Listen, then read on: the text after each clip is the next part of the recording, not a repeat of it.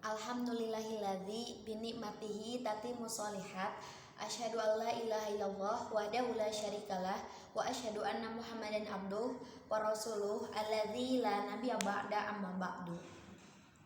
Pertama dan yang paling utama, kita panjatkan puji serta syukur kita kehadirat Allah Subhanahu wa taala, yang mana atas rahmat dan inayahnya kita masih bisa bertolabul ilmi walaupun pada masa sekarang hanya menggunakan media online. Semoga dengan aktivitas yang kita jalani saat ini menambah semangat dan menjadi amal soleh kelak di yaumul akhir. Amin Allahumma amin.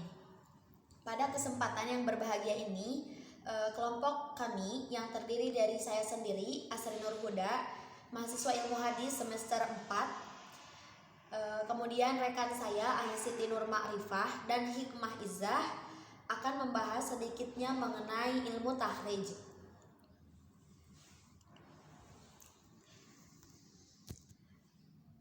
Teman-teman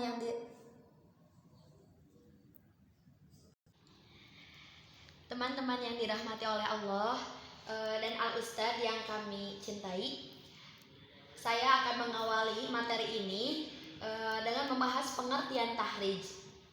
Apa itu tahrij? Menurut bahasa, tahrij berasal dari bahasa Arab dan memiliki beberapa arti. Dan yang paling mendekati adalah berasal dari kata khoroja. Khoroja yang artinya nampak dari tempatnya atau keadaannya dan terpisah dan kelihatan. Demikian dengan kata al-ikhraj yang artinya menampakkan dan memperlihatkan. Kemudian ada kata al-makhraj yang memiliki arti menampakkan dan memperlihatkan hadis kepada orang yang dengan menjelaskan tempat keluarnya. Kemudian tahrij juga secara bahasa diartikan istinbat, itu mengeluarkan.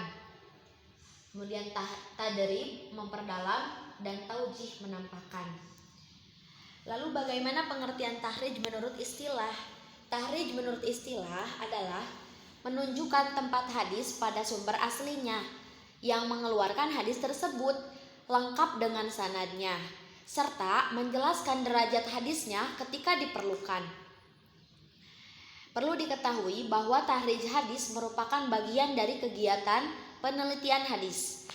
Dr. Mahmud At-Tohan, salah satu ulama ilmu hadis, menyimpulkan pengertian tahrij, yaitu menunjukkan atau mengemukakan letak asal hadis pada sumber-sumbernya yang asli, yang di dalamnya dikemukakan hadis itu secara lengkap dengan sanadnya.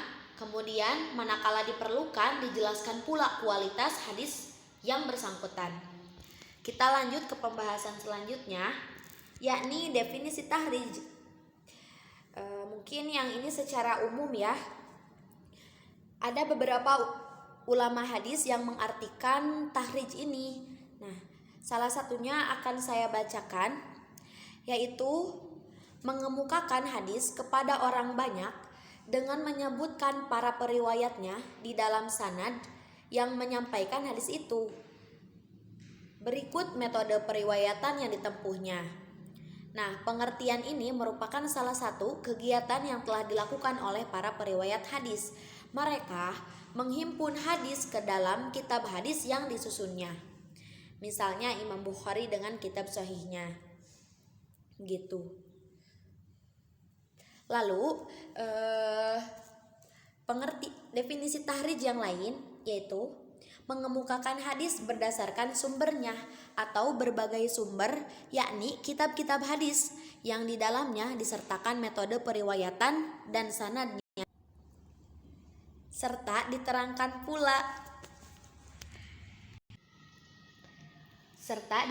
pula keadaan para periwayat dan kualitas hadisnya.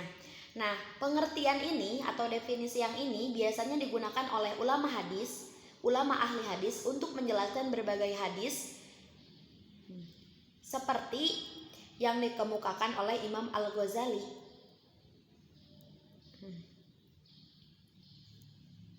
Kemudian ada juga Zainuddin Abdurrahman yang berhasil menyusun kitab tahrij hadis untuk hadis-hadis di dalam kitab Ihya Ulumuddin. Lalu kita akan lanjut ke pembahasan selanjutnya, yakni mengenai tujuan dari tahrij.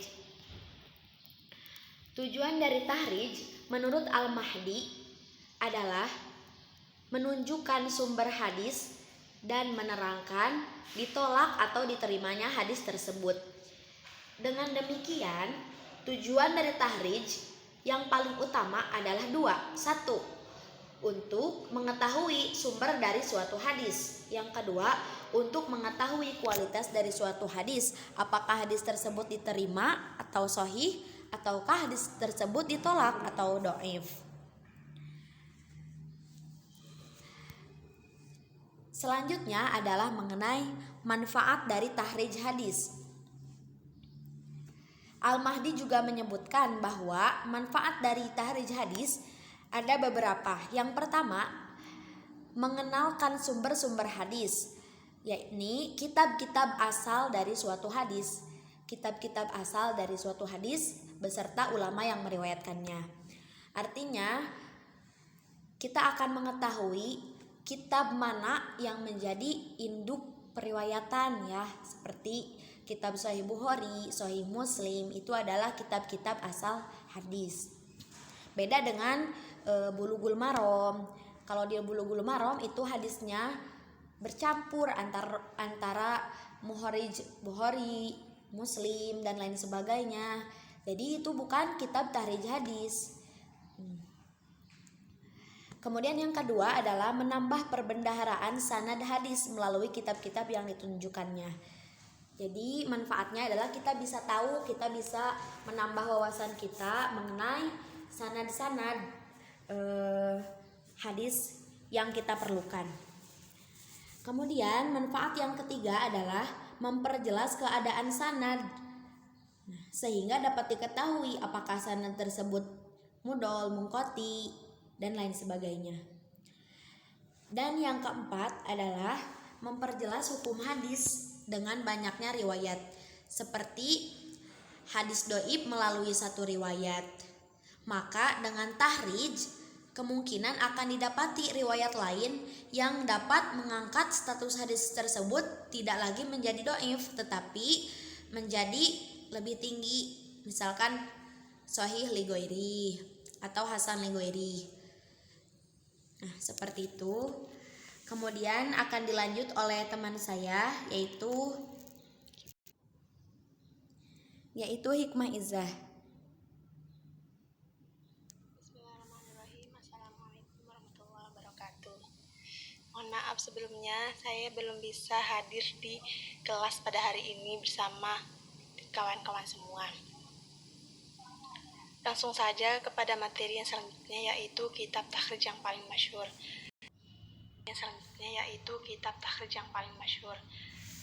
Bisa dilihat ya langsung dari PowerPoint yang telah disediakan biar lebih jelas. Selanjutnya kepada kaidah-kaidah takhrij. Yang pertama adalah mengetahui masdar asli dari suatu hadis dengan mengenal periwayat hadis dari berbagai keadaan pada jarah wa ta'dil. Yang kedua, kumpulan jumlahnya yang lebih besar daripada sanad hadis. Oleh karena itu harus mengetahui beberapa macam dari sisi jalannya. Apakah hadis tersebut mutawatir, apakah hadis tersebut masyhur, gharib atau bahkan aziz. Ketiga, membedakan kualitas asli hadis dengan apa-apa yang tidak sesuai dengan aslinya. Yang keempat, mengetahui derajat hadis dari sisi kuatnya. Apakah hadis tersebut dhaif, diterima atau bahkan ditolak. Yang kelima, tinggi hadis sesuai dengan banyak jalurnya. Maksudnya semakin banyak jalur yang meriwayatkan satu hadis tersebut, maka akan tinggi derajat hadis itu. Yang keenam, adanya tambahan-tambahan pada riwayat hadis.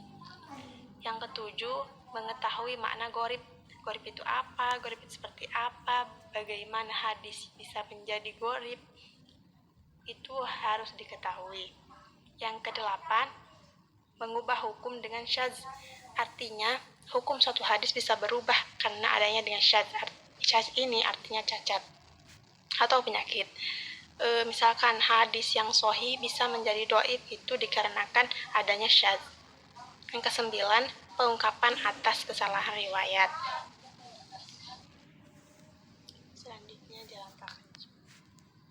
Ada berapa jalan dalam takhrij? Di antaranya mengetahui para perawi hadis dari para sahabat, atau mengetahui awal lafaz dan matan hadis, atau mengetahui salah satu kata yang memiliki peranannya dalam hadis, mengetahui tema-tema hadis, atau dengan melihat pada keadaan hadis, matan, ataupun sanad.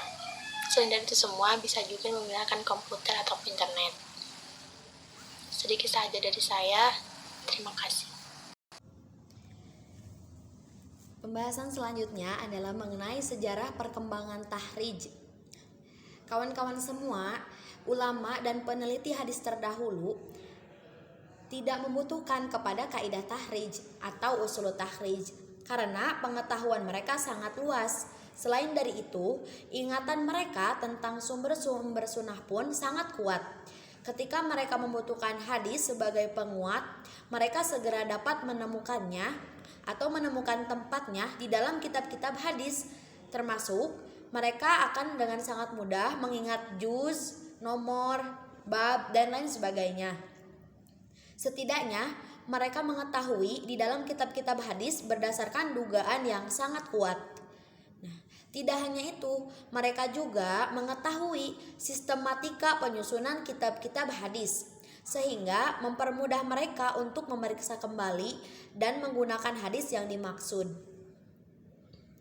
Para pembaca hadis dari kitab selain kitab hadis pun menjadi mudah karena mereka mengetahui sumber dan tempatnya. Nah, kondisi ini terus berlangsung selama berabad-abad hingga akhirnya muncullah zaman di mana pengetahuan ulama tentang kitab hadis dan sumber aslinya menjadi semakin sempit atau tidak berkembang. Akibatnya, ulama kontemporer merasa kesulitan untuk mengetahui tempat-tempat hadis yang menjadi dasar bagi syariat seperti fikih, tafsir, dan sejarah. Nah, berdasarkan kenyataan ini, muncullah ulama yang bersemangat tinggi untuk membela hadis melalui proses yang dinamakan tahrij terhadap berbagai kitab selain kitab hadis. Mereka menisbatkan pada sumber aslinya.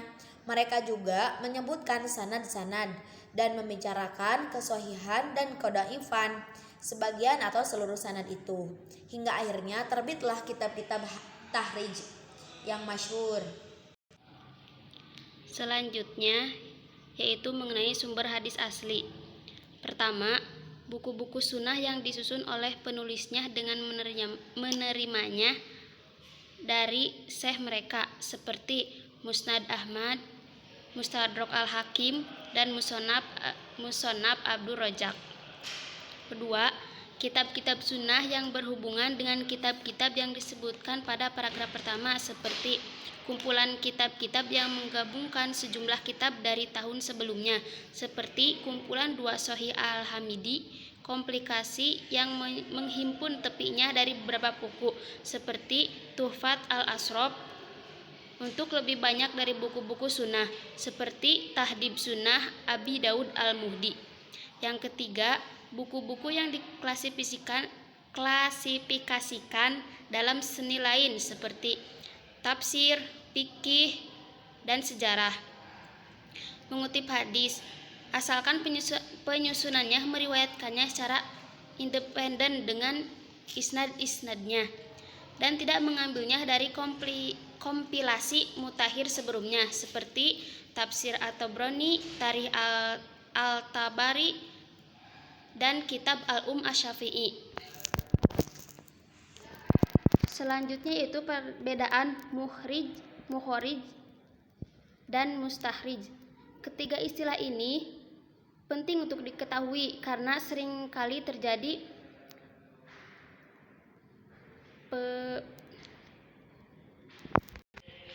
karena artinya sering tertukar.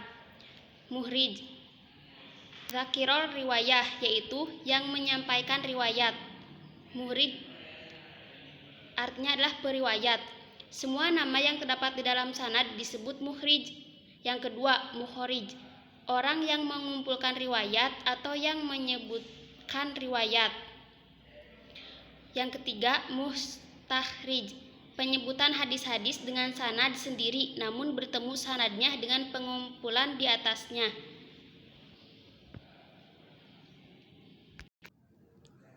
Ada beberapa definisi yang berkembang di kalangan ulama. Yang pertama, menyebutkan hadis-hadis beserta sanad-sanadnya walaupun masih ada kemungkinan mempersalahkan satu sanad dan matannya.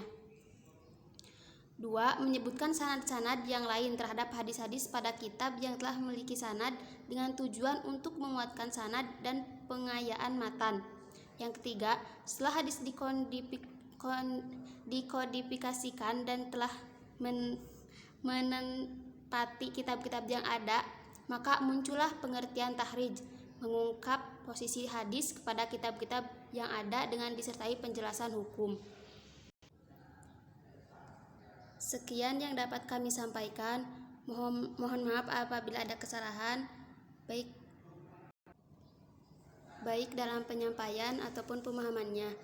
Ditutup saja dengan doa, Robbana atina fid dunya hasanah wa fil akhirati hasanah wa qina adzabannar. Wassalamualaikum warahmatullahi wabarakatuh.